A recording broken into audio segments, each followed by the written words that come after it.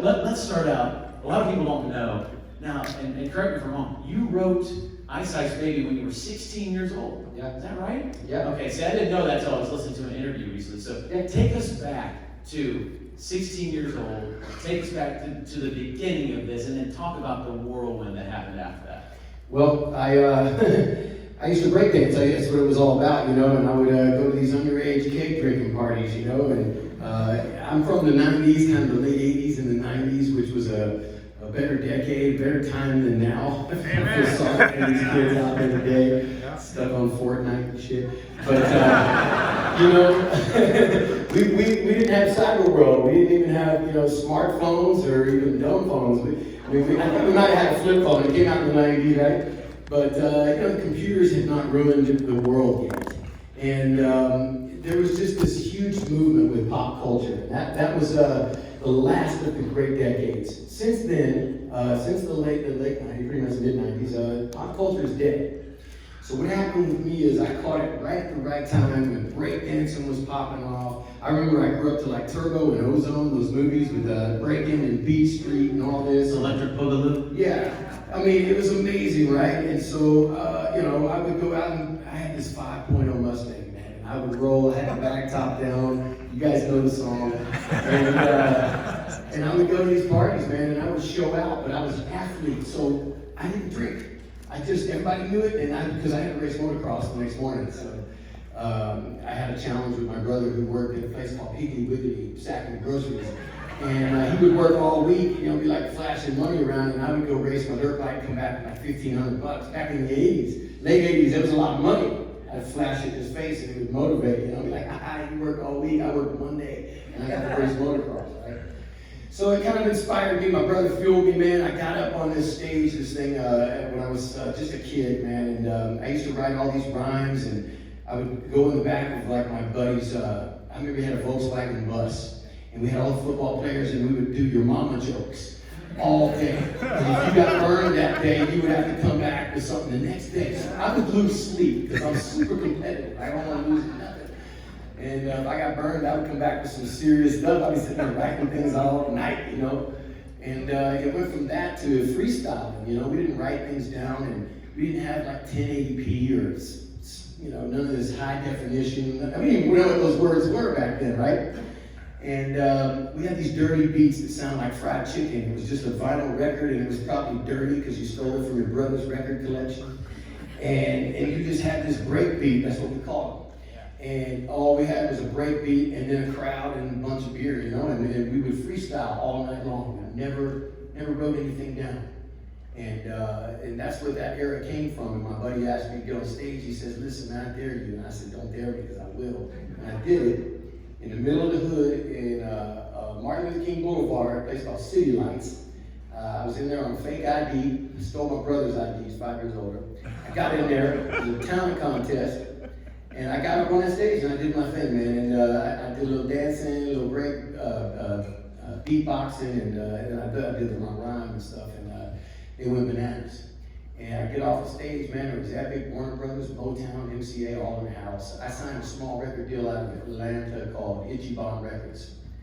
It was Curtis Mayfield was the most popular artist on that label, which was a huge, you know, influence in my life as well. I grew up to like Parliament, Funkadelic, and Rick James, and Zapp, and you know, I didn't really get into rock and roll. It wasn't my era, so the movies kind of motivated me, and that's kind of my influence through the music. So that's kind of how it ended up in rap music. But I always grew up to poetry, and when I was even in 7th, 8th grade, I would, instead of writing love letters to all the girls, I would write love poems. And it worked. It worked, man. So I got really good. Take notes, single guys. Rap poetry. All right. Yeah, man, and so I got good at it, and I just fell in love with poetry. And then when it was time to, you know, kind of express the type of music I wanted to do, that was you know, rap music. It was without a doubt that was me and what had influenced me my entire life. So it had to be that. And I did that contest, man. And I sold like 48,000 copies on Ichiban Records in about 6 months, and then I was signing with Def Jam. I got this record deal with Def Jam. I was so excited. I was on my way to New York City for the first time, signing with Def Jam because the way I got that was through a group called Public Enemy. I was on the Stop the Violence tour. And I was the opening act for the opening act for the opening act for the opening act. And then I remember getting out there, I was so nervous, man. I looked over and I saw Ice-T on the road case looking at me. And I was like, oh man, we better be good. And I tore it up, and he told Chuck D, so you gotta see this white boy dance. You gotta come back. So he came back the next night. I looked over, there's Ice-T and Chuck D, you know. And I'd never even seen those celebrities before. I was like, what? Oh, this is crazy. But we had our game on. We didn't sleep the night before. We made sure all our dance moves was right and everything. We tore it up. Signed a small deal. I got some on my way to New York to sign with Def Jam. And I got a phone call when I landed. It says, do not sign with Def Jam. That's from Tommy Kwan, my manager. I said, I'm signing, man. What are you talking about? This is my dream come true, man. Tommy was your manager back then? Tommy was my manager. He owned the club that I did that. You guys were working together for 30 years. Oh, yeah. Because that's who I was talking with to bring you here. Oh, that's amazing, man. I made him rich. I was absolutely about to figure that out. Okay. But, that's a good partnership. Yeah, and he says, don't sign. I says, man, this is my dream. I'm signing. I'm sorry. He goes, no, I'm on the way to New York. I'm going to give you about 30 million reasons why you better not sign right now. And I said, I'm holding off. I'll wait for you, buddy. Yeah, wait a minute. Sure. I've never heard of anything like this. I was picturing myself waiting for him, is he here yet? But he got there, and I signed with this record label. I didn't end up with Def Jam because they couldn't even come close to matching this deal for basically an unsigned artist, even though I was on an independent label. It wasn't like I was major, and I hadn't really proven myself anything yet. And so I signed with Charles Halpman and Marty Van Deer for SBK Records, EMI Records. And now the record today, I mean, it broke every record out there for, music-wise. It's the most sold debut record of all time, the most sold hip-hop record of all time, and I never could ever fathom this. You gotta understand, this took on a life of its own, man, and it became an anthem for a generation. It didn't just become a #1 song, because you can't remember every song before that or after, but you remember this, and it's associated to the 90s, the greatest decade ever, man. When we had our Z Capricci pants on. Yes, man. I used words like SUP, and I'd give you one of those delicate devoted. The pleats on those things were out of control, man. SUP, so. Remember them days? The 90s had the best poses too, man. Yeah. We would get down in there, like. Hey, come on, man, gangster look. I stood it down there too, see? Hey. I pulled my back earlier. But that's what it is, man, and I just did that, and the story goes on from there for the music, but, I found a passion in real estate. Yeah, I know, and I'm going to get to real estate in just a second, but I want to go back to performing those early days real quick, because here's a question. A lot of us are speakers, right? We run events, there's a lot of educators, there's a lot of people that are, that have followers, that have, clients and customers and students and fans, right? And then jumping on that stage, it takes confidence to do that. Talk about early on, before you were Vanilla Ice, who you are now, and this big name and all the years of success, when you were still a little bit untested. Those early videos, when I see you, I see a confident young man. You went out there and made it happen, right? Yeah. Talk about that, because I'm sure you were nervous. How did that nervous turn into excitement? Like, what was your mindset early on, especially like, man, I'm going out there on the stage and I'm going to do it. Like, I want to hear about the mindset. Well, when the gate drops, the bullshit stops. That was a thing that I learned from my stepdad, who used to take me to the motocross track. And I came in one time, fourth place. He got mad at me. Yeah, he says he's never, because he used to take my bikes, load them up, tighten my chain, do my tires, change the oil, blah, blah, blah, right? Waving me on it, And I came in fourth place this one time, and he told me, he said, listen, you can have it, man, I'm done. He goes, I go, what do you mean? There's 40 riders. I came in fourth place out of 40 riders. He goes, F that, let me tell you something, man. I didn't do all your tires and your chain and all your mess to come out here. Watch you get fourth place. He goes, I know you're better than that, and I know you can beat those guys in front of you. And I know you were at your girlfriend's house at 3 o'clock and climbed in the window because her dad called. Busted. And I said, shit, he did. And that was it, man. It took all my energy out of me. He says, so if you're going to be doing that, I'm not going to waste my time. I'm going to let you go waste yours. I said, okay. He goes, and so next week I practiced my ass off every day after school.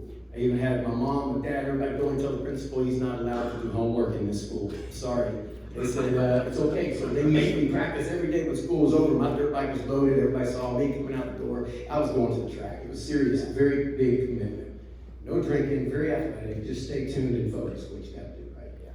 So he told me that, and sure enough, I practiced. I came out and I won. So it really kind of gave me this insight, because when you're on the track, nobody can twist the throttle for you. You got to be the one that gets out there and pin it to win it. And you have to want it more than those other 40 riders, more than everybody else.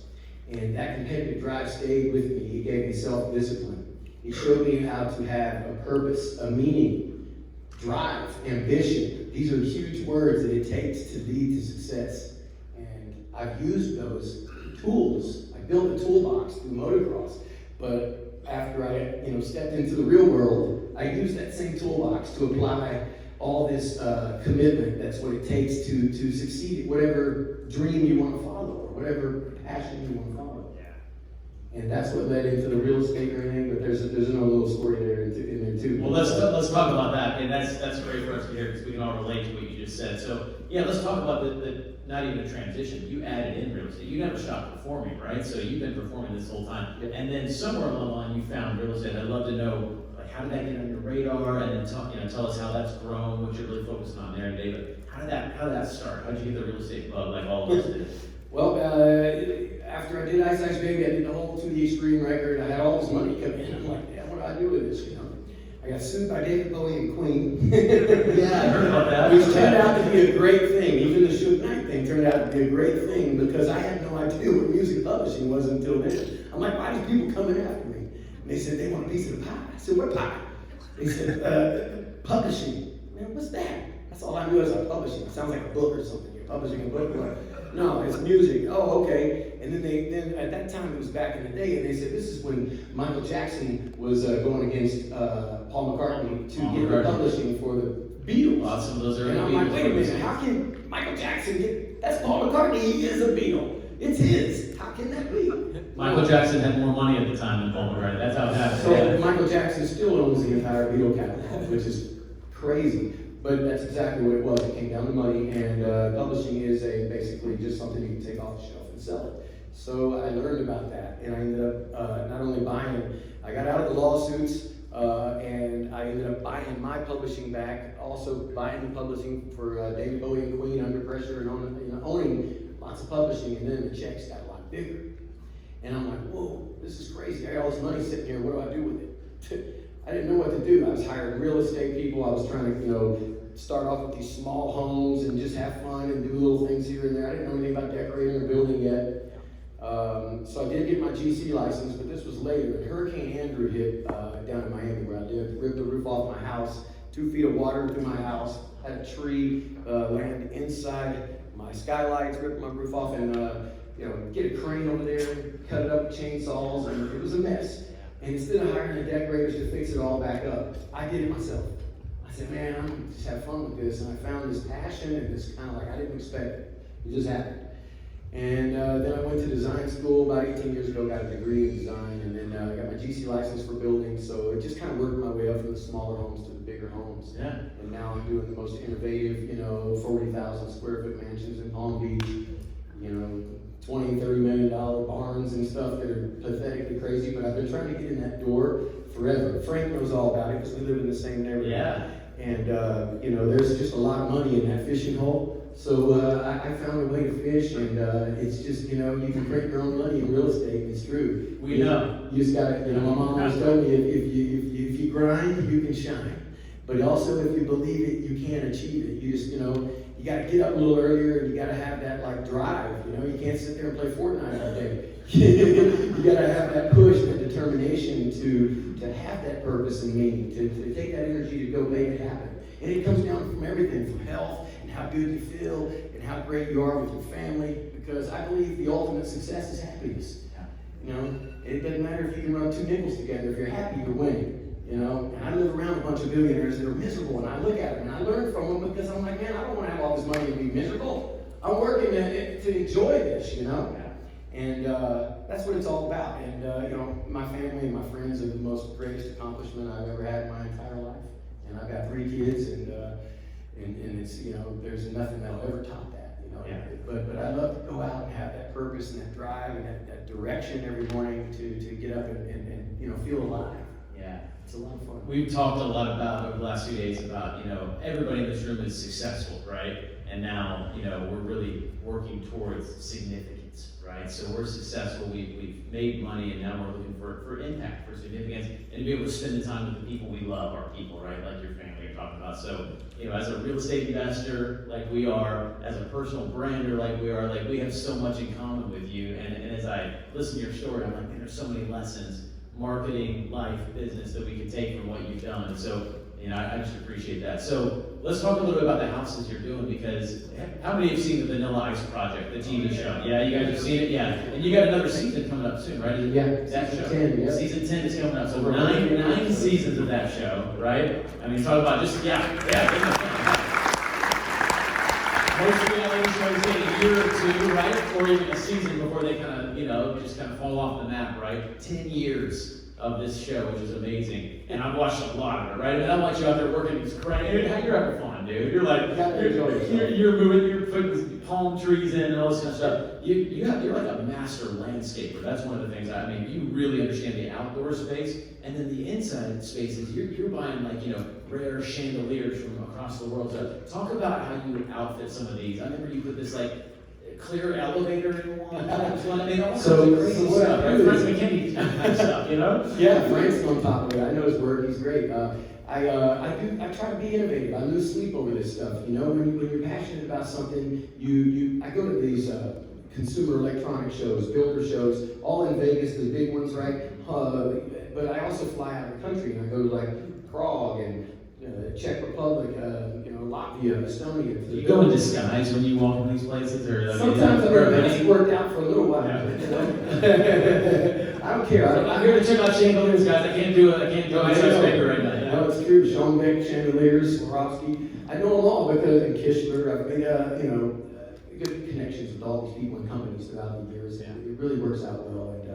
And I'm honored that they appreciate what I do, because it is a lot of hard work. They edit it down on TV, make it look a lot easier. But right. we do a lot of work. It's hot out there right now. Yeah. We're building the heck out of them. But I always want to showcase the latest and greatest in technology and home design. So I push the limits. So I fly out of the country to find stuff that's not available on aisle 10 at Home Depot, right, or Lowe's, or So I'm always really going that extra mile. We have some cool stuff we're going to showcase this season on the Vanilla Ice Project.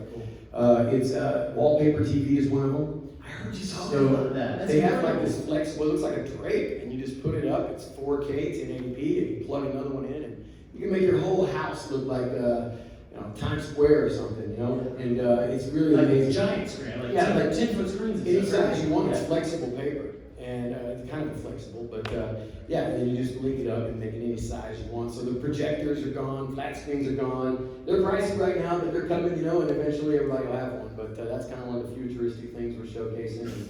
I remember before we did that, I was showing them about how you can talk to your house and open your drapes and do all that. That was before Siri ever invented. So I love, just kind of the technology aspect of the homes, but the design part is a whole other thing that makes you feel some type of way. Yeah. And that's where I learned about feng shui. That's why I went to design school, to really figure it out, and also to figure out my target on how to sell my homes. Because I do invest in them. The networks don't help me. This is all my money, and I have to sell it at the end of the day. Yeah. So the way to make money in real estate with me is basically I buy tax liens, and I do 1031 exchanges and quite a few things. But Frank will tell you the way to really make money in real estate is location, location, location. We know that, but to buy below the appraised value, which is some of you may know the secrets, some of you may not.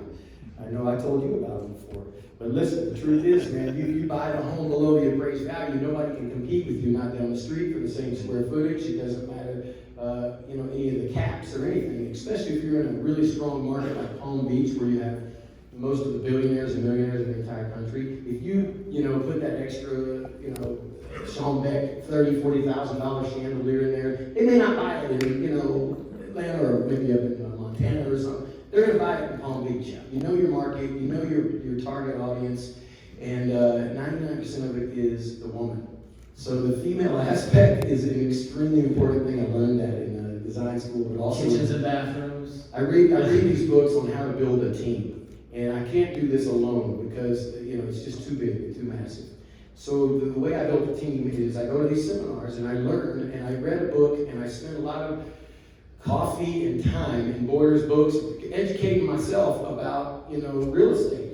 And I read this author named Robert Sheeman, but another one was a book that I read that really changed me on how to build a team, which is called The Platinum Rule. The Platinum Rule. And it tells you there's 4 types of people on the planet. There's thinkers, there's relators, there's socializers, and there's directors. And I can tell you within a 5-minute conversation with anybody which one you are because I read the book. And it helps you place people in the right position to build your team. For instance, I have a guy on the show with me named Wes King. He's very outgoing, he's a Marine, very good guy, he does a lot of stuff for children's charities. Walks into a room and, hey, I'm Wes King, I'm here. He's one of those guys. We probably all got one of them friends. He's loud and proud. To some people, he's obnoxious. To some people, he's like the greatest guy you want to drink a beer with. So he's a socializer. You could never put him into a cubicle position. It won't work. He would hate it. He wouldn't know what to do. He's not a computer guy. But I have a lady I've been with for 30 years. Her name is Angela, and she loves that stuff. She's a little introverted. She doesn't talk much in the room, but she loves, and she's a thinker. And she goes into that cubicle, and we need those people to help us get to what we need for an orchestrator. I'm a director, and you're an orchestrator, so you need that team. To build a proper team, you got to place people in the right position. And you don't want people just to come to work for a paycheck. You want them to come to work because they like what they do. Yeah. And then once you start doing that, you buy them lunch every day, you take them on trips, they start working harder for you. And then you build this awesome team, and then you spread the wealth together and the success together, and you enjoy togetherness. Kind of like what you're doing here with this family reunion, man. Absolutely. To inspire, to push, to drive, to motivate. That's what it's all about. I love it. And you're in a room with a lot of great team builders here too, so I love it. Everything you're saying is right on. Isn't it, guys? I mean, is he like right on with us? So I want to give the opportunity for a couple questions. So we're going to run a couple mics. We've got just a few minutes left for the interview here, and then I think we might be getting into a little bit of music. Hey man, Mama told me always keep dancing. Never stop dancing. I said, wow, Mama. She said, well, number one, you're always going to be in good shape. I love it. Exactly. Especially the way you dance, man. All right, so go to see Nature in Town. Raise your hand if you got a question. Let's come up here to Gabe. Let's go over there to Trey. Those are the first 2 hands I saw, so we'll start there. Go ahead, Gabe. What did you think and believe to be true about real estate before you got in that you no longer believe is true?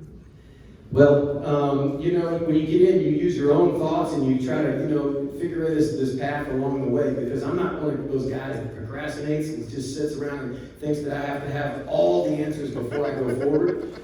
I'll jump in a tattoo line without knowing what the hell I'm going to get. Don't need to think about it. Something will be there at the end of the day. You can't win if you don't play, man. Roll the dice. You got to get out there and get in the mix. The sooner the better. So you'll learn somehow. Some people crash, and if you crash, I call it surfing. Like me, my whole life, if you're up on a wave and you're doing great, sooner or later you might hit the shore and you crash. So what do? You get the dirt off your shoulder, get back out there and catch another wave. So that's what you got to do through the process of real estate. Is catch those waves and learn along the way, absorb everything that's happening around you. And then, read a lot of books, self-educate yourself, and then, that's what I did. I learned how to not just make money in one aspect by itself, I also make money in the finance. I own a mortgage company as well, so I also make money throughout all the different things I found out through seminars and stuff. Just educate yourself. Awesome. Love it. Trey Taylor, go for it, man. Yeah, I love what Matt does here. He takes somebody that we know from television in a 2D kind of way and gives a 3D kind of way. And I love that you have this this life where you say, like, I go get my GC. Can you imagine sitting next to him in the lab getting the test ready for your GC and that kind of stuff? I know you want to talk about the super horse, so I definitely want to hear about that. But then also, I want to know what it's like to go on a date with Madonna. You had to ask that. It was like 3 questions, but it was 1. He's a deal maker. This guy's a deal maker. Yeah, you give him I'm going to joke this one. Yes, Which answer to start with is 1 question. Madonna, I have respect for my girl. I ain't answering that question. You don't know. Yep. But man, what other question did you have, man? Anything in the Close the door. Was that your only Love question? life, man. Let me tell you something. Let me give you some ice advice, all right? Here it is. Smiles are contagious. Shake a hand and make a friend, man. And don't let these freaking news channels divide us. Yes. We're all one out here. Yes. We're all one. You're right on with this whole room, brother. That's what we've been talking about the whole time. You're right on. Love it. Okay, let's do a couple more. Hands. Let's go over here to Craddock. Chris Craddock was the first person when we announced you were coming. He was like, ah! He like freaked out. Then his wife messaged me on Facebook, "You made my husband's dreams come true." That's Chris Craddock. Come on, I mean, that was awesome. Hey, so can you just speak to the fact, what I love about the fact that, you know, it was like 30 years ago, you had that great, like, the biggest song ever, but able to keep that kind of relevant, like, I mean, people will still talk about it in pop culture now. So can you just speak to how you kind of kept that going? Because a lot of times it'll just, like, stuff will just get lost. And I think just as far as personal branding goes, I think there's some genius to it. I'd love to understand, you know, how you just kind of kept that out there, like what you've done and what has just kind of happened organically. I never thought about it. Honestly, to tell you, there's no plan of attack other than wake up in the morning, you know, and get out and make it happen. Get up early. I'm a 5 a.m. guy. I got my ideas already before I wake up, and I'm ready to tackle it when I get up, you know. And I'm not wasting any time here, but you know, like I said, I fell upon a passion with the real estate and everything. I didn't plan, never expected, you know. But you can find passions out there everywhere, any kind of opportunities. They're like windshield wipers, man. You just, you know, most people look through them and see the road, but you know, that's opportunities passing by So good. every freaking time. You know, if you just take a look at one of them and without getting busy, you might get an opportunity. So it's just grab one and go with it, man. You got to go with something. Like I said, you don't want to be sitting around twiddling your thumbs, you know. And the greatest thing about, you know, marketing and branding is that it really wasn't a thing back in the day too much, you know. Maybe Marlboro kind of started it, the Marlboro man and stuff, you know, but we really didn't get a grip on it, like on how to use it for our own, you know, personal use. And it became a toolkit because of the evolution of the computer and, you know, just remember we didn't have, you know, all these Snap craps and Twitters and Instagrams and Facebooks and, you know, how many people actually have a MySpace account? So you know what I'm saying, man. We got movies at Blockbuster, and we made things happen. It was a lot harder way back in the day to make music. You know, you can make a full album in your bedroom now with Fruity Loops and a computer. You couldn't do that back in the day, you know? It was so many different, the world has evolved, and you either, like they say, you either evolve with it and use all the tools that are out there, or you fade away. And so many people just fade away because they don't have any interest in it, or it's too overwhelming for them. But I like it. I like to wake up and go, man, what's next? How's that work? What's going on with this? Let's take it apart. Let's look at it. It's not broken. I don't care. Let's look at it anyway. You know, it's just stuff like that. Just curiosity will, you know, create an interest. And if you have an interest, it'll create a talent. And that's all it is. Just find a passion, man. Enjoy what you do, and you know, that's it. Well, you said something there that you said it really fast, and it seems simple, right? But it was big, and it was opportunities are everywhere. A lot of people look through them like it's a windshield, don't see it, right? I mean, that's it, right? You're a leader. You're somebody who makes things happen. You're an opportunity creator. You seize opportunities. We've been talking a lot about that, right? Those are the people in this room. That's who we are, right? We see the opportunity. We believe there are always opportunities, and we grab them, right? But that mindset is not natural to a lot of people, and right now it's lacking in this country, I think, right? A lot of people don't see opportunity. They're looking through like it's a windshield. So that mentality, what's natural to you is not natural to many people, but it's natural to the people in this room. So when you said that was big for me. I've never tried to save money once in my life, and I've never cared about politics. I don't even vote. I'm just gonna go ahead and throw it out there. Never have, don't care. Okay, you know why? Because they don't pay you. They don't pay you a penny to do that. And all you get is one lousy vote, and who knows if it even counts.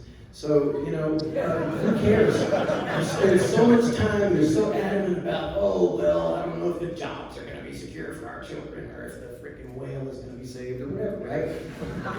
And then you go eat sushi. And then, you don't know what thing to join or group or this or that. There's so many freaking things that you could latch onto that would just occupy your creative time. Time management is extremely important.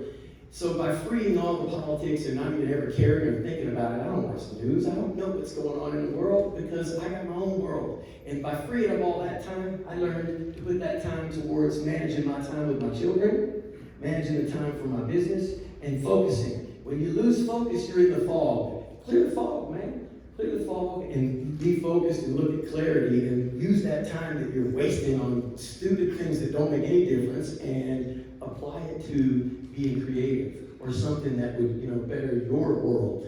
Absolutely. Yeah, and that's kind of works. One more question? Right here. Yep.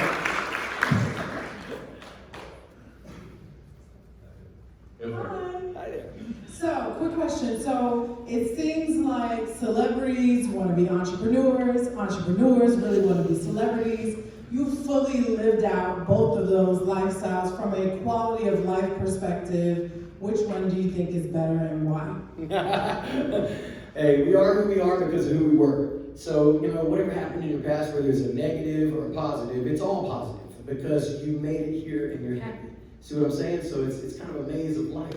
And yesterday's history, tomorrow's a mystery. So you can't go really back and change all these things that, happened in the past. Don't even waste your time thinking about it. Just learn from your mistakes, build off of them, and turn it to positivity. And, tomorrow hasn't happened yet. So don't worry about tomorrow yet. So many people are like, oh my God, the world's going to come to an end. Oh my God, the stock market's going to crash. Oh, blah, blah, blah, blah. I got to think ahead of time, right? You really don't have to. It's just the way the society's kind of make you think, You got so many freaking internet things and stuff you can watch. Clicking this, click that today. We didn't have anything but like HBO back in the day. And MTV that actually played music. So, it's really the evolution of the world. I wouldn't compare the two because I'm still the oldest teenager in town on the weekend. I dance around like I'm on the I Love the 90s tour right now with Salt and Pepper. We got Color Me Bad is on this, Naughty by Nature, Coolio. You got Young MC, right? Young MC. Yeah, that's my bad. Like all the stuff you hear at a wedding today, You'll know every song, man. It's like, you will dance like a freaking Zumba class. You will not sit down. I don't care how old you are, you will be up dancing, and you probably hurt the next day because I get the ladies real low. Everybody used to, you get low back in the 80s and 90s. We invented a twerk. Remember that? Yeah. Girls Gone Wild. Why is she upside down doing that with her booty? That was crazy times, So I think compare the two. I think that we, what it is. I'm happy no matter where the world goes and whatever problems it has in it. I'm gonna find my own happiness because we're here for a short time, and I'm gonna make it a good time. And I'm not gonna take anything in life too serious. It's too short to. You gotta enjoy this thing, man. And just ride that wave. Enjoy it. I love it.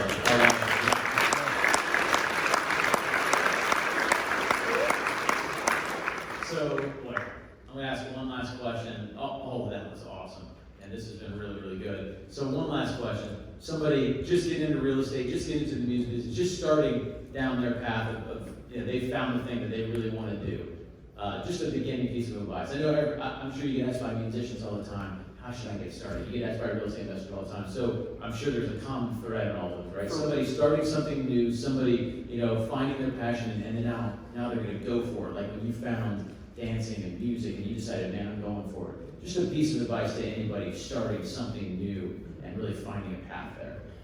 Do it. Get out your ass and make it happen because you sit around and procrastinate, you're never going to do it. You try to find out all the answers before you go forward, you're never going to find them all. The sooner you get in it, the more you'll learn. Whether you learn the hard way, like my first 2 deals, I think I broke even, which was a win, because I learned the experience. And the third deal, I started profiting.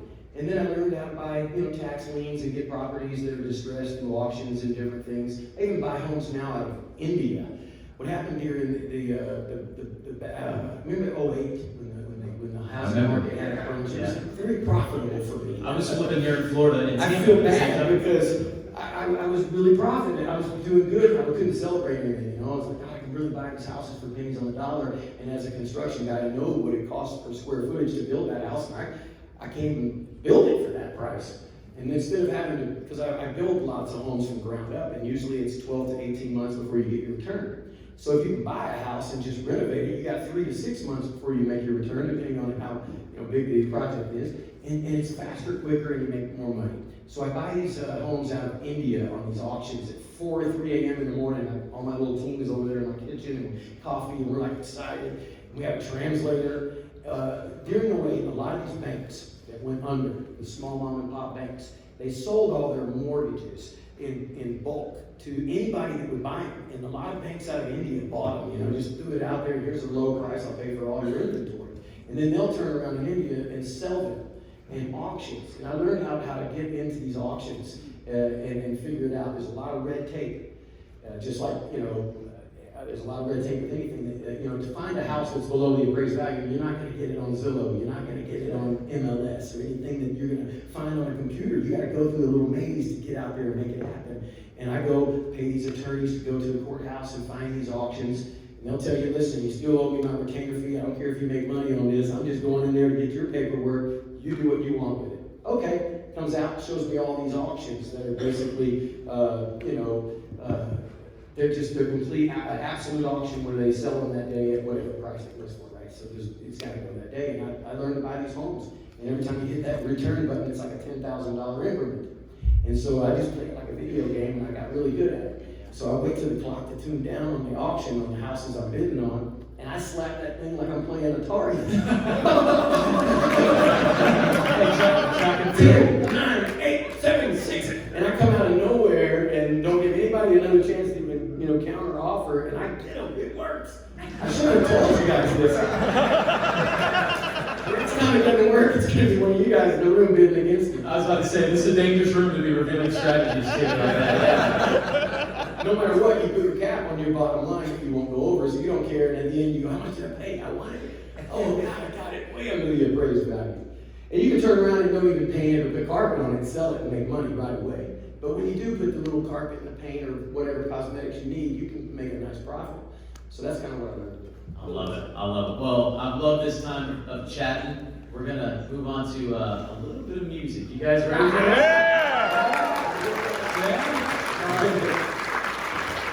When we first started talking, I was like, man, I'd love to come in and interview you. And then we started, and then I got an idea. There was a possibility for a show. I'm like, yes, that's what we want. We want that. Absolutely. So this is it. So I think we need to kick it. Let's kick it, VIP. Let's do it, man. One time, boys. Hey guys, we'll get ready here. Let's do it. Hey, we get some people up here to dance with us because I'm gonna make it official right now. Everybody in here, we're all teenagers. All right? So it's time to get it out of your living.